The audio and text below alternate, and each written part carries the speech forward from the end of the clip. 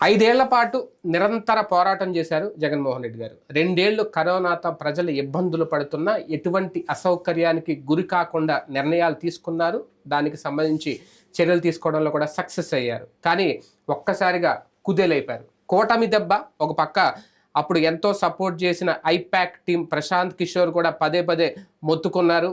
ఈ ఉచితాలను వ్యతిరేకిస్తున్నారు, ప్రజలు కలిసి రాదు, మళ్ళీ ఖచ్చితంగా ఓటమి పాలవుతారని చెప్పినా సరే జగన్ వినలేదు అంటూ తాజాగా రవిప్రకాష్ గారికి ఇచ్చిన ఇంటర్వ్యూలో మాట్లాడడం, కానీ తర్వాత రవిప్రకాష్ గారు ఇచ్చిన ఒక స్టడీ, ఆర్టీవీ స్టడీ పేరుతో ఆయన ముందుగా రిలీజ్ చేయడం, కానీ అంచనాలను ఇంచుమించు రీచ్ అయినా అవ్వకపోయినా జగన్ ఓటమి పాలవుతారు అని బలంగా చెప్పడం జగన్ గ్రహించలేదా నిజంగా? లేదంటే ఆయన నమ్మిన ఐపాక్ టీం లాంటి సర్వేలు, వాళ్ళు ఇచ్చిన కొన్ని ఫలితాలు అవన్నీ ఫాల్స్ అయితే తేలిపోయినాయి, సరైన ఫీడ్బ్యాక్ ఇవ్వలేకపోయారా? గుడ్డిగా వాళ్ళని నమ్మడం, అదే కరెక్ట్ అని ముందుకు వెళ్ళడం, అదే ఇప్పుడు ఆయన్ని ఈ పరిస్థితికి, ఈ దుస్థితికి తీసుకొచ్చిందా? ఇది అంశం మీద చర్చించే ప్రయత్నం చేద్దాం. సార్, ముందుగా కూటమి కడితే ఎలా ఉండాలి, ఎలా ప్రిపేర్ అవ్వాలి, ఎలా ఎదుర్కొనాలి? ఓకే, నేను సింగిల్గానే ఉంటాను, గుంపులుగా రాను, ఈ వెండాని డైలాగులు బాగానే ఉంటాయి. కానీ అక్కడ కూటమి అంటే ఒక బలమైన దెబ్బ తగులుతుందేమో, ఆ బలాన్ని నేను ఢీ కొట్టగలనా లేదా అని అంచనా వేయడంలో ఎక్కడ ఫెయిల్ అయ్యారు జగన్?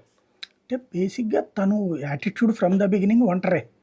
2009 అయినా 14 అయినా 19 అయినా ఆ ఒంటరితనం అన్ని వేళలా కలిసి రాదన్నటువంటిది ఇప్పుడు కన్ఫర్మ్ అయింది. ఇప్పుడు ఓ రకంగా ప్రజలు పాఠం నేర్పారు. ఒకటేంటంటే, నీకు ఇండివిజువల్గా పూర్తి మెజారిటీ ఇస్తే అహంకారంతో ప్రవర్తిస్తున్నావు, ఇప్పుడు నోరు జారే నాయకుల్ని కంట్రోల్ చేయలేదు. లైక్ ఒకప్పుడు చింతమనేను కొంతమంది నాయకుల వ్యవహార శైలితో నచ్చక వీళ్ళకేస్తే ఇక్కడ కొడాలి నానీలు లేకపోతే అంబటి రాంబాబు ఇట్లాంటి ఒక తీవ్ర వ్యతిరేకతే వచ్చింది. అది దాన్ని కంట్రోల్ చేయకపోగా ఎంకరేజ్ చేశారు. జోగి రమేష్ లాంటి వాళ్ళు ఏదైతే దాయడులకి వెళ్ళిన వాళ్ళనందరినీ కూడా ఈ నెత్తిని పెట్టుకున్నారు. అది ఒక రకమైనటువంటి వ్యతిరేకత వచ్చింది. రెండవ పాయింట్ ఏంటంటే, దేశవ్యాప్తంగా కూడా చూస్తే కూటములు వలన బలపడటం అన్నటువంటిది ఇక్కడ గమనిస్తున్నాం. అంటే 1+1 2 కాదు రాజకీయాల్లో అంటాం, కానీ ఈ దఫా 2 అయింది చాలా చోట్ల. ఇప్పుడు ఆంధ్రప్రదేశ్లో జట్టు కట్టిన తర్వాత ఘన విజయం అయింది. జాతీయ స్థాయిలో కూడా బీజేపీ ఏమనుకుంది, ఇదివరకు యూపీఏగా ఉన్నప్పుడు బీజేపీ గెలుపు సులభమైంది, కానీ బీజేపీ గ్రహించింది ఇక్కడ తెలుగుదేశంతో ఎందుకు పొత్తు పెట్టుకున్న ఆంధ్రాలో, కర్ణాటకలో జేడీఎస్తో ఎందుకు పొత్తు పెట్టుకుంది?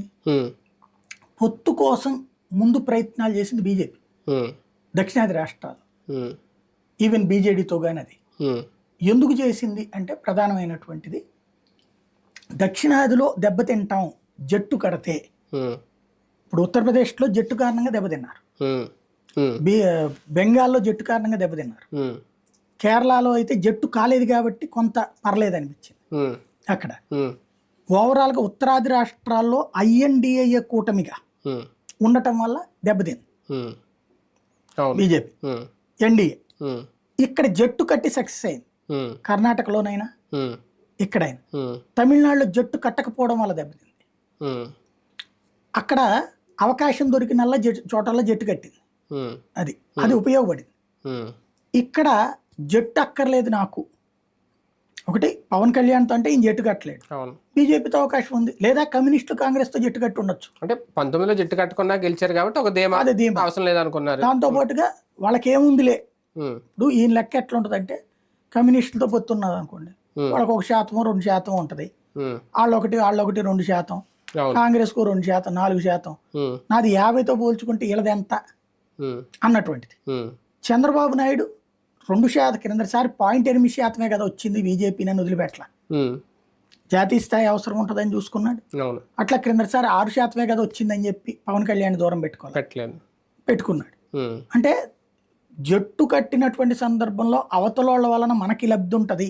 కూటమిని తక్కువ అంచనా వేశారా జగన్? 2014లో ఆల్రెడీ కూటమి దెబ్బ తిని ఉన్నారు, ఫస్ట్ టైం తిన్నా సరే, మళ్ళీ 2024లో ఎందుకు రాంగ్ స్టెప్? అదే కదా, అంటే కూటమి తర్వాతన మొన్నటిసారి 50% ఓట్లు వచ్చి ఈయన లెక్క ఎట్లా ఉందంటే 40 తెలుగుదేశానికి వచ్చింది, విడిగా 5.8 జనసేనకు వచ్చింది, ఇటు బీజేపీకి 0.8 వచ్చింది. కాబట్టి ముగ్గురిది కలిపినా సరే వైసీపీ కంటే ఎక్కువ ఉన్నాయి కదా వాళ్ళకి, ఆ లెక్క వేసుకున్నాడు ఈయన. ముగ్గురిది కలిపినా నాకంటే తక్కువే కదా ఉంది అన్నట్టు. కానీ ఇప్పుడు ఫలితాలు చూస్తా ఉంటే నాకు వస్తున్న డౌట్, ఒకవేళ ముగ్గురు కలవకపోయినా జగన్మోహన్ రెడ్డి గారు ఓడిపోయి ఉండేవారు. కష్టం. ఎందుకంటే అంటే టీడీపీకి ఇండివిజువల్ గా కావాల్సిన మెజారిటీ వచ్చేసింది, 46 వచ్చింది కరెక్ట్. కానీ విడిగా ఉన్నప్పుడు పవన్ కళ్యాణ్ ఇంపాక్ట్, పవన్ కళ్యాణ్ ఓట్లు చీల్చుకోవడం. ఇప్పుడు వాస్తవంగా పవన్ కళ్యాణ్ ఇంపాక్ట్ 21కి 21 అంటే అదే అది చాలా బలంగా ఉంది. ఆ ఓట్లు ఇటుకు తెలుగుదేశానికి షేర్ అయినాయి, బీజేపీకి షేర్ అయినాయి. లేకపోతే బీజేపీ 10లో 7 ఏంటి అదే ఆ స్థాయిలో. అంటే పవన్ పాజిటివ్ వేవ్ ఒకటి వచ్చింది. ఆ పాజిటివ్ వేవ్ ని తెలుగుదేశం క్యాష్ చేసుకుంది. జగన్ మీద ఆ స్థాయి వ్యతిరేకత ఉన్నప్పుడు టీడీపీ, జనసేన, బీజేపీ విడివిడిగా ఉన్న వీళ్ళకి కావాల్సిన మ్యాజిక్ ఫిగర్ అయితే వీళ్ళు సాధించేసుకున్నారు టీడీపీ ఒకరు అవసరం లేకుండా. ఒకవేళ విడిగా ఉన్నా ఇదే ఉండేదా, ఇంకా ఏమన్నా కాస్త ఈయన సీట్లు పెరిగి ఉండేవా అని అనేది? అది విడిగా ఉంటే ఈయన సీట్లు పెరిగి ఉండే వైసీపీ ఖచ్చితంగా. అది ఓడిపోయినా క్రింద సార్ వచ్చినట్టు 60, 40, 67, 70 దగ్గరికి ఆ రేంజ్ లో వచ్చి ఉండేది కాస్త. అప్పుడు తెలుగుదేశం పార్టీ కొన్ని చోట్ల, ఇప్పుడు గోదావరి జిల్లాలో ఉంది, అప్పుడు వాళ్ళు కలిసి చేసిన టైంలో 5 సీట్లు వచ్చినాయి. ఈసారి కలిసినప్పుడు స్వీప్ అయిపోయింది. కృష్ణా గుంటూరు జిల్లాలో అప్పుడు సీట్లు వచ్చినాయి కదా వైసీపీ. ఈ దఫా కృష్ణా గుంటూరు జిల్లాలో కంప్లీట్ స్వీప్ అయిపోయింది. ఇక్కడ కొన్ని టాపిక్స్ ఈయన ఏం కాదులే అనే ధైర్యంతో వదిలేసిన వాటిట్లలో దెబ్బతిన్నది. అమరావతి ఎవడు అనుకోరులే, ఇక్కడ వైజాగ్ అంటున్నాం కదా, డెవలప్మెంట్ పరంగా వైజాగ్ బెటర్. కానీ అమరావతి అన్నటువంటి కాన్సెప్ట్ జగన్మోహన్ రెడ్డి పక్కన పెట్టడం అన్నటువంటిది ఏది చంద్రబాబు ఉన్నప్పుడు బాబుని ఎందుకు ఓడించారు? అప్పుడు విజయవాడ గుంటూరు డెవలప్ అవుతుంటే అర్జెంటుగా ఆపి మొత్తం అమరావతికి చేయడంతో కోపం వచ్చి ఓడగొట్టాడు. ఈయన తెలివైనోడైతే విజయవాడ గుంటూరుని డెవలప్ చేయాలి. ఈయన వైజాగ్కి వెళ్ళాలనుకున్నప్పుడు ఇక్కడిది ఇది డెవలప్ చేసి అటు ప్లాన్ చేయాలి. అసలు ఇది కంప్లీట్గా వదిలేసారు. దాని ఇంపాక్ట్ ఏమైపోయింది పబ్లిక్ లో? ఇక అసలు ఇది మళ్ళీ ఈ ప్రాంతం ఎదుగుతుందా, ఒక మంచి ఛాన్స్ వచ్చింది, కోల్పోతున్నాం అన్నటువంటిది ఈ పక్క జిల్లాలకు కూడా వచ్చింది. అటు ప్రకాశం, అటు పక్కన వెస్ట్ గోదావరి. టోటల్గా ఇంపాక్ట్ కోస్తా మొత్తం కొట్టేసింది. ఇంకోటి వైజాగ్, ఈయన అనుకున్నది వైజాగ్లో రాజధాని అంటే వైజాగ్ వాళ్ళు ఓటేస్తారంటే వాళ్ళు బొమ్మన్నారు, అక్కర్లేదు అనుకున్నారు. అదే సందర్భంలో ఉత్తరాంధ్రే వద్దనుకున్నారు. విజయనగరం దారుణంగా దెబ్బతింటాం, శ్రీకాకుళం దారుణంగా దెబ్బతింటాం అంటే ఏంటి? కాబట్టి ఉత్తరాంధ్ర మాకు రాజధాని అక్కర్లేదు, బెజవాడ రాజధాని, అమరావతి రాజధాని కరెక్ట్ అనుకుంది. కాబట్టి ఇది జగన్ ఊహించలేదు. అదో పెద్ద పరాభవం. కూటమిని ఢీ కొట్టలేనంత బలహీనుడైపోయారు జగన్మోహన్ రెడ్డి గారు.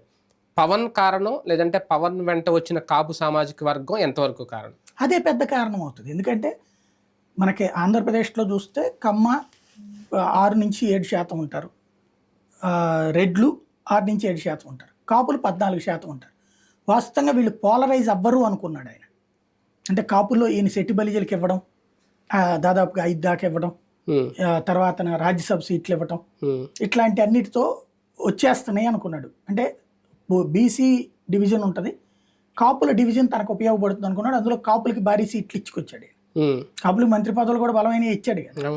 కానీ ఎప్పుడైతే కాపులు పవన్ కళ్యాణ్, అంటే వాళ్ళు 2009లో చిరంజీవిని మనం గెలిపించుకోలేకపోయాం, వాళ్ళలో కసి వచ్చేసింది.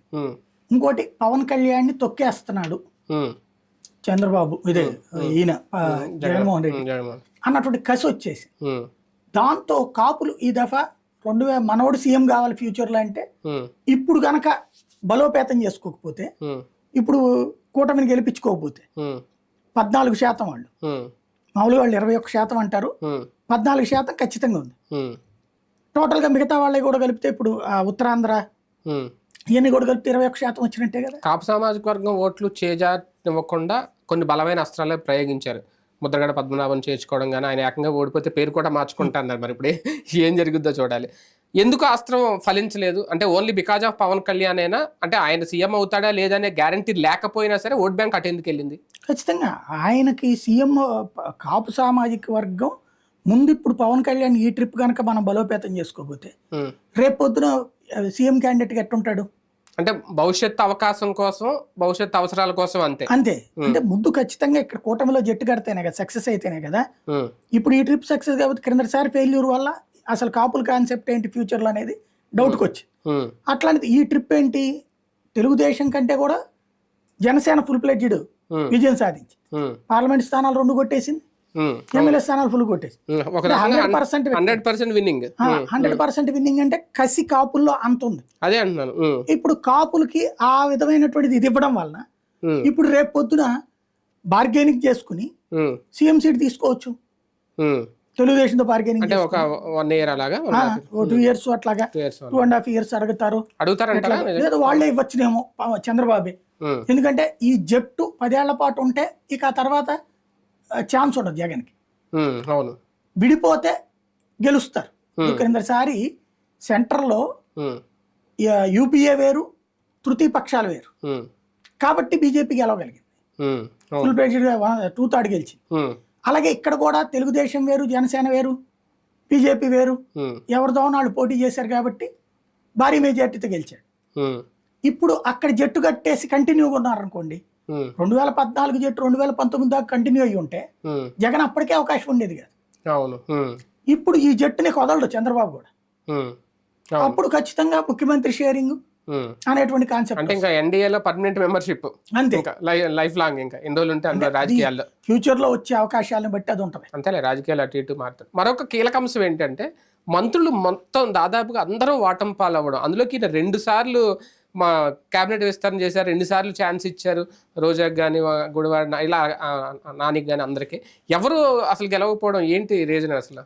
అంటే ప్రాక్టికల్ గా మంత్రుల విషయంలో మాత్రం మంత్రుల శాఖలు ఎవరికి స్వేచ్ఛ లేదు, వాళ్ళు ఇంకా నిరూపించుకోవడానికి ఏం లేదు.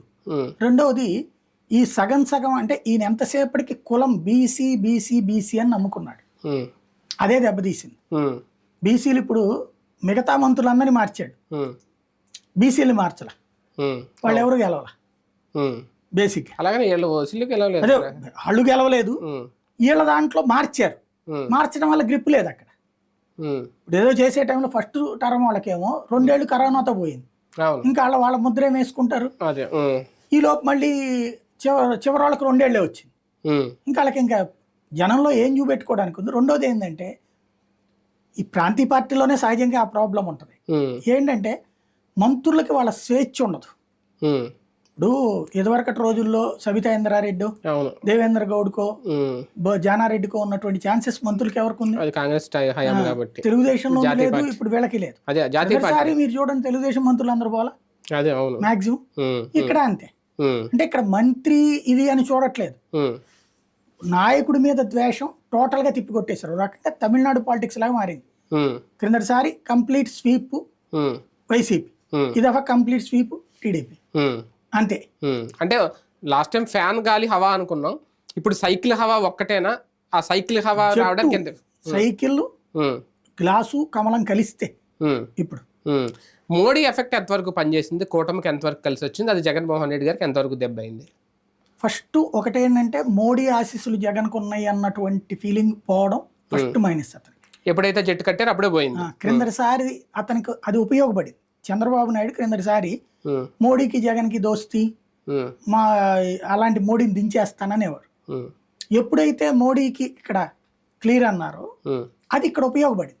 అంటే మోడీ ఇక్కడ ఆటోమేటిక్గా జగన్ని డిజోన్ చేసుకోవడం ప్రారంభించారు బీజేపీ వాళ్ళు ఫస్ట్.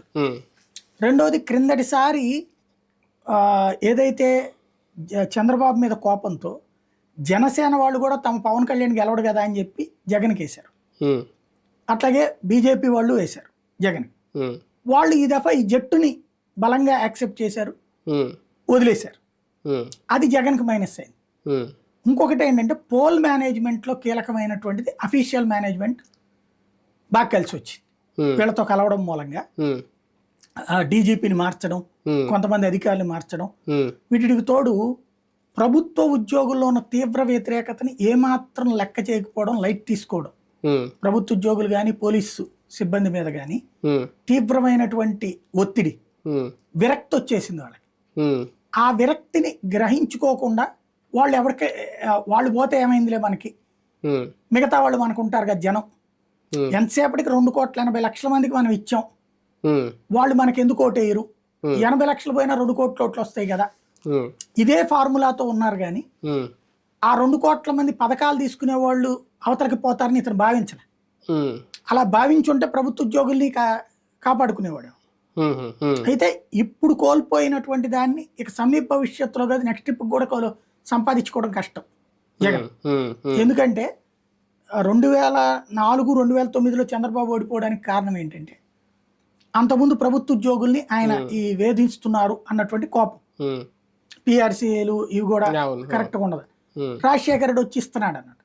2014 తర్వాత రాజశేఖర రెడ్డి కంటే భారీగా ఇచ్చాడు చంద్రబాబు, కానీ ఇంకా ఎక్కువ ఇస్తాడు జగన్ అని నమ్మాడు.